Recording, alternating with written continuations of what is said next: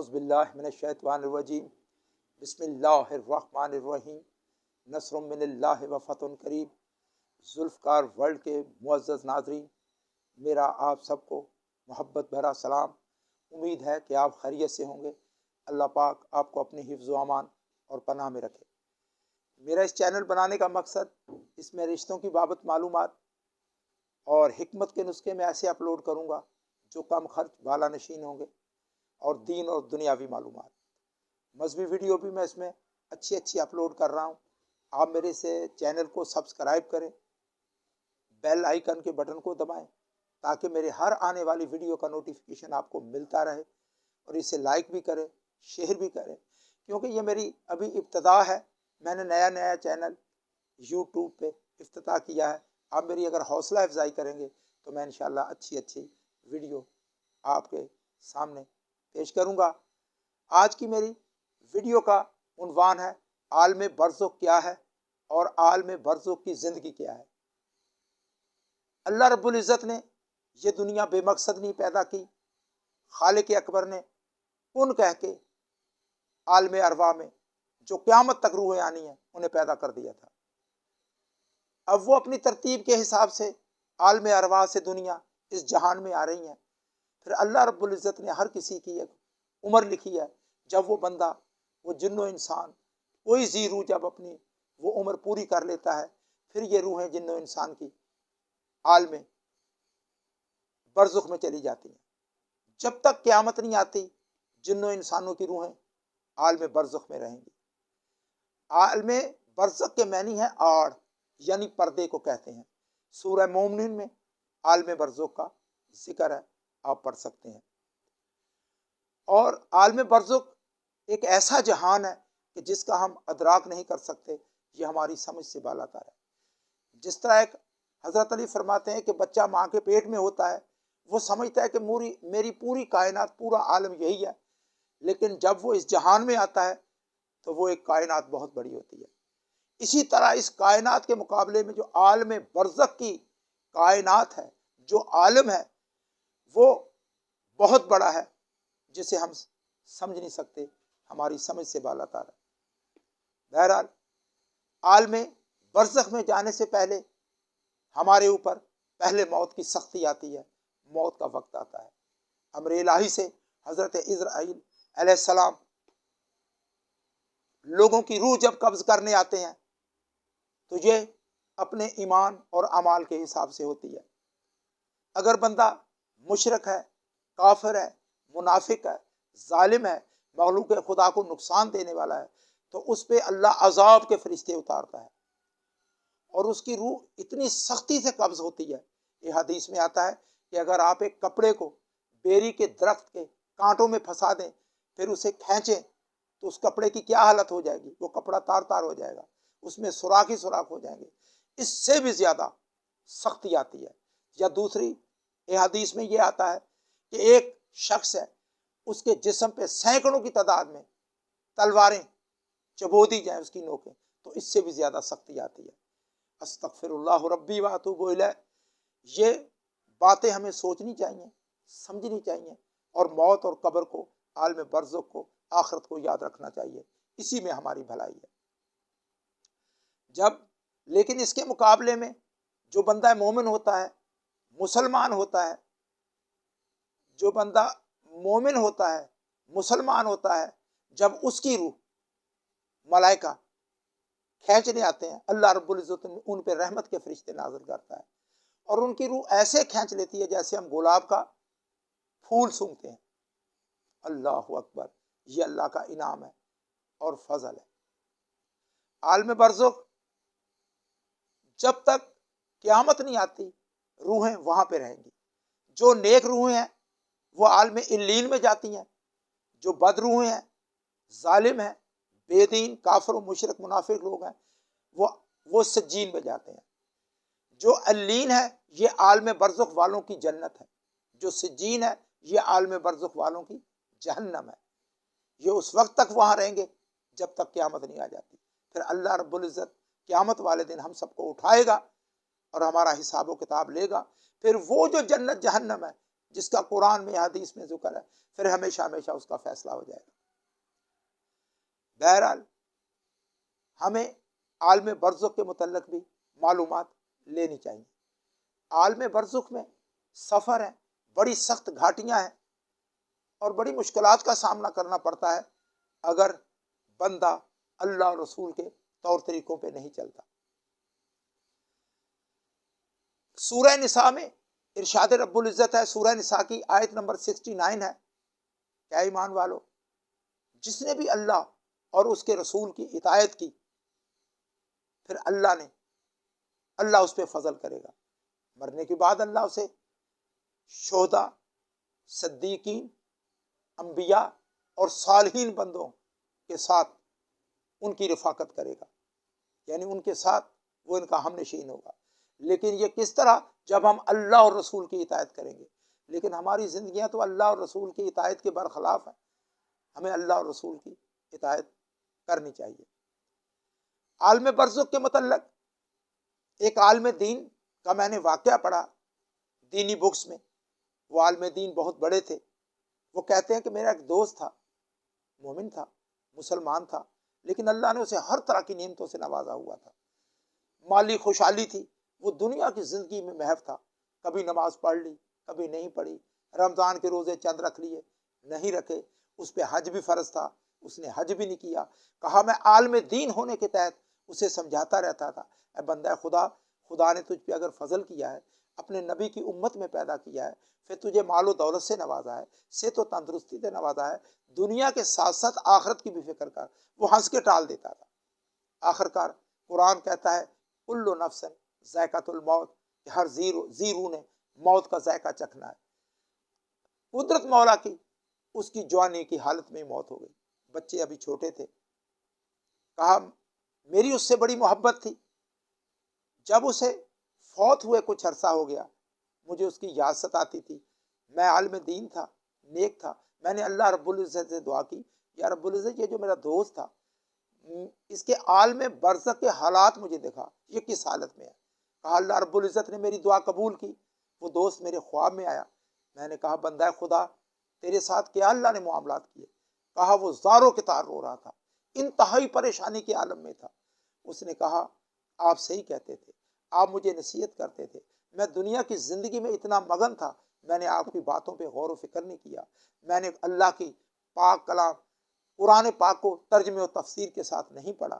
جو اللہ نے مجھ پہ فرض واجب قرار دیے تھے، میں نے انہیں اہمیت نہیں دی، میں بہت تکلیف میں ہوں۔ میں نے کہا تیرے ساتھ کیا گزری؟ اس نے کہا جب مجھے قبر میں دفنا کے آپ چلے گئے تو حکم الہی سے جو منکر و نکیر فرشتے آتے ہیں وہ آ گئے۔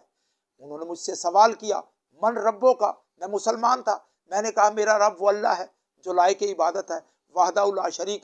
کہا ملائکہ نے مجھے مارنا شروع کر دیا۔ میں نے کہا اللہ کے فرشتوں، میں نے جواب تو صحیح دیا ہے۔ انہوں نے بولا جواب تو صحیح ہے، تو اللہ کو تو مانتا تھا، کہ اللہ کی بھی مانی؟ اللہ کے کن کن احکام کو تو نے مانا؟ پھر انہوں نے پوچھا من دینوں کا، تیرا دین کون ہے؟ میں نے کہا اسلام۔ کہا انہوں نے پھر مجھے مارنا شروع کر دیا۔ میں نے کہا جواب تو صحیح دیا ہے۔ کہا جواب تیرا صحیح ہے، لیکن تو نے اسلام کو سمجھا ہی نہیں، اس کے حکم احکام پہ عمل کرنے کی کوشش نہیں کی، اس وجہ سے ہم تجھے سزا دے رہے ہیں۔ پھر کہا من نبیوں کا، تیرا نبی کون ہے؟ میں نے کہا میرا نبی آقا محمد مصطفیٰ، جو ساری دنیا کے سردار ہے اور افضل الانبیاء ہے۔ کہا انہوں نے پھر مجھے مارنا شروع کر دیا۔ کہا اس طریقے سے میری وہ جو پہلی رات تھی، ساری رات ملائکہ مجھے عذاب دیتے رہے، اور اس کے بعد میں مختلف قسم کے عذابوں میں مبتلا ہوں۔ کہا تیرا شکر ہے، میں شکریہ ادا کرتا ہوں کہ تو نے اللہ سے دعا مانگی، خدا نے مجھے تیرے خواب میں بھیجا۔ میرے بیوی بچوں سے کہے جو میں مال چھوڑ کر گیا ہوں، میں نے جو غریبوں کا حق نہیں ادا کیا، اس میں سے صدقات نہیں نکالی، خیرات نہیں نکالے، خمس نہیں نکالا، زکوٰۃ نہیں نکالے، غریب غربا کو وہ میرا مال تقسیم کرے تاکہ اللہ میرے لیے آسانیاں پیدا کرے۔ جو میری نمازیں رہ گئی تھی وہ یا میری بیوی یا میرے بھائی اہل و عیال خود ادا کریں یا کسی کو مزدوری دے کے ادا کروائیں، اور جو میرے ذمے حج رہ گیا تھا اسے بھی ادا کریں، اور اس کے علاوہ جو میرے ذمے روزے رہ گئے تھے اسے بھی ادا کریں۔ کہا میں بہت پریشان ہوا۔ میں اسے پریشانی کی حالت میں دیکھ رہا تھا کہ میری آنکھ کھل گئی. کہا نماز تہجد کا ٹائم تھا, میں نے نماز تہجد ادا کی, صبح کی نماز ادا کی. میں نے کہا سب سے پہلے آج مجھے اپنے دوست کے گھر جانا ہے.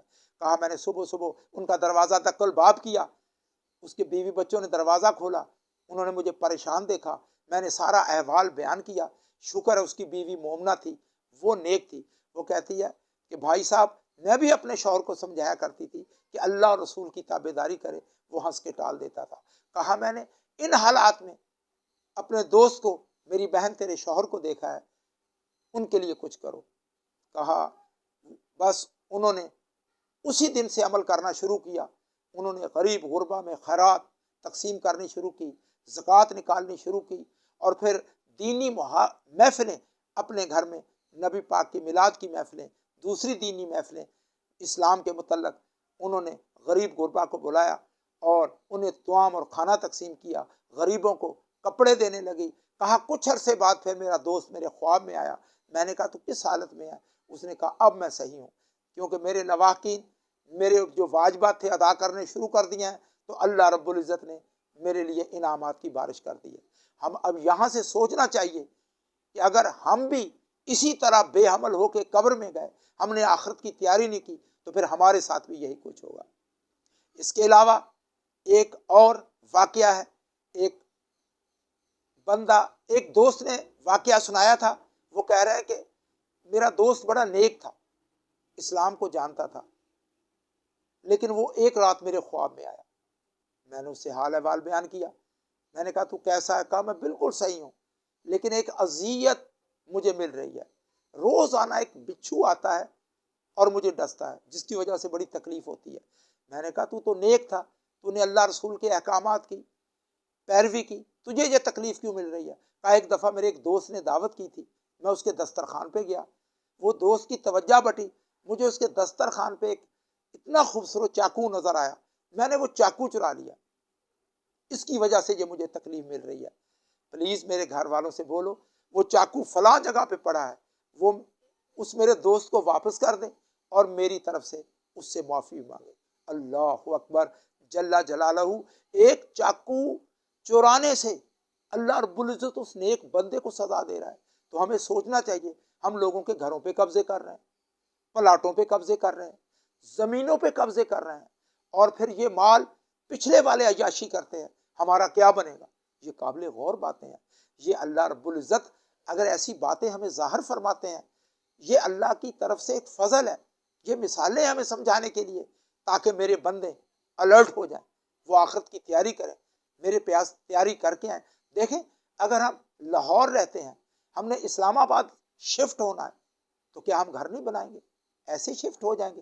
ہم اسلام آباد شفٹ ہونے کے لیے ایک اپنا اچھا سا گھر بنائیں گے, اس میں ہر آرام اور آسائش کی چیزیں بنوائیں گے, پھر ادھر شفٹ ہوں گے. اگر ہم نے کسی سفر پہ جانا ہے تو ایسے اٹھ کے نہیں چل پڑتے. اس سفر کے لیے ہمیں زیادہ راہ لینا پڑے گا, پیسے لینے پڑیں گے, موسم کے مطابق کپڑے لینے پڑیں گے, پھر ہم جا کے سفر کریں گے. لیکن ہم نے اتنے لمبے سفر پہ جانا ہے جس کی یعنی کہ میعاد ہزاروں لاکھوں سال ہے.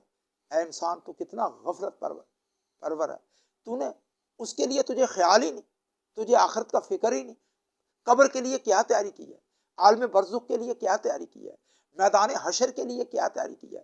جس کے متعلق اللہ رب العزت نے فرمایا کہ جو میدان حشر ہے اس کا ایک دن دنیا کے 50,000 سال کے برابر ہوگا. اللہ اکبر. اور وہاں پہ حساب کتاب دینا ہوگا.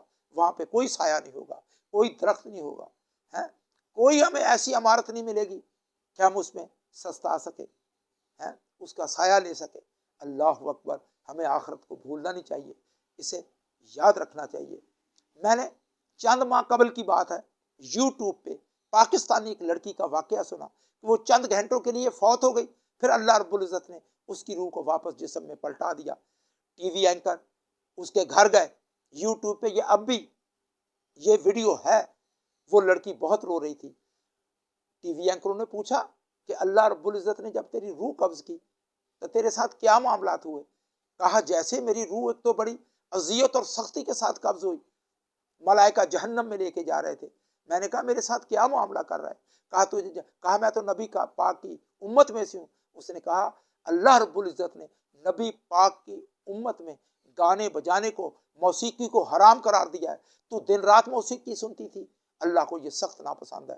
خالق اکبر نے ہمیں حکم دیا ہے کہ اس میری بندی کو جہنم کے حوالے کر دو۔ کہا میں نے بڑی چیخ و پکار کی، بڑی منتیں سماجتیں کی، لیکن وہ میری کچھ سن نہیں رہے تھے اور مجھے لے جا رہے تھے۔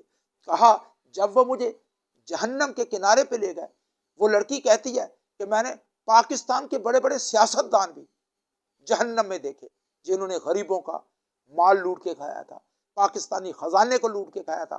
وہ کہتی میں ان کے نام نہیں لے سکتی، میں ان کے نام نہیں لے سکتی، لیکن وہ جہنم میں مجھے ملے۔ کہا میں جب آہوزاری کر رہی تھی تو اچانک میری آنکھ کھل گئی، یعنی میری روح اللہ نے واپس پلٹا دی۔ کہا جب گھر والوں نے دیکھا میرے منہ سے خون جاری، میرے کانوں سے خون جاری، میرے ناک سے خون جاری، یعنی کہ وہ جہنم کے عذاب اور واقعات دے کے میرے ناک منہ کانوں سے خون جاری ہو گیا۔ کہتی کچھ عرصہ میں اس خوف و دہشت سے ہسپتال میں ایڈمٹ رہی، پھر اس کے بعد میں نے سارے یہ واقعات قلم بند کرائے، گھر والوں کو بتائے، اور اس کے بعد میں نے اللہ سے سچے دل سے توبہ کی۔ اب میں نے موسیقی چھوڑ دی ہے، اب میں نے قرآن پاک ترجمے تفسیر کے ساتھ پڑھنا شروع کیا ہے، دین اسلام کی تعلیم لینے لگی ہوں کہ اسلام کی تعلیم لوں اور اس پہ پوری طرح عمل کروں۔ ذوالفقار ورلڈ کے معزز ناظرین، یہ ہے عالم برزخ کی زندگی۔ خدا اور رسول کے لیے اس زندگی کی تیاری کریں، اسے معمولی نہ سمجھے۔ یہ اللہ نے جو ہمیں وقت دیا ہے نا، اللہ ہم سے وقت کا بھی حساب لے گا، اور اللہ ہم سے جو مال و دولت لیا ہے اس کا بھی حساب لے گا۔ تو اس لمحات کو آپ غنیمت جانیں، عالم برزخ کی زندگی کے لیے، آخرت کے لیے تیاری کریں۔ اس کے لیے ہمیں دین اسلام کو سمجھنا پڑے گا اور اس پہ عمل پیرا ہونا پڑے گا۔ ذوالفقار ورلڈ کے معزز ناظرین، اب میں آپ سے اجازت چاہوں گا۔